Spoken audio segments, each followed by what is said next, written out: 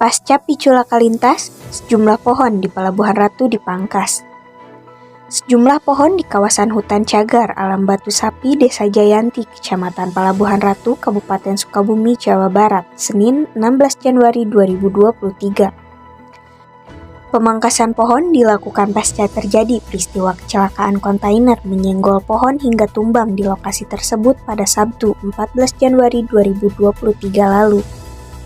Kita melakukan pemangkasan kurang lebih 8 pohon. Sesungguhnya masih banyak pohon yang harus kita lakukan evaluasi.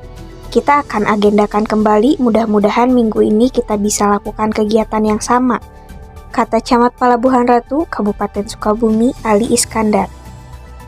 Rencananya, lanjut dia, sebanyak 12 pohon yang berpotensi membahayakan jiwa pengguna jalan di kawasan BKSDA Desa Citepus, Kecamatan Pelabuhan Ratu, menjadi target pemangkasan selanjutnya. Menurutnya, hal itu sesuai dengan keinginan masyarakat dan pengguna jalan. Selain itu, realitanya memang banyak pohon berpotensi membahayakan jiwa pengendara sehingga penebangan sangat diperlukan. Kita juga harus mampu membaca alam.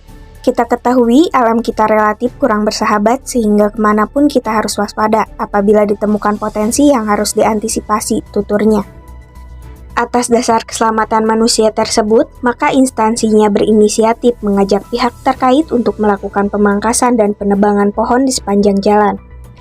Dalam kegiatan pemangkasan pohon, kita menggandeng TNI, Polri, PU, Basarnas, Perkim, Dinas Perhubungan juga bagian sumber daya alam dan Dinas Kebersihan pungkasnya. Wafik Hidayat, Gita Aprilianti, Sukabumi Zone melaporkan.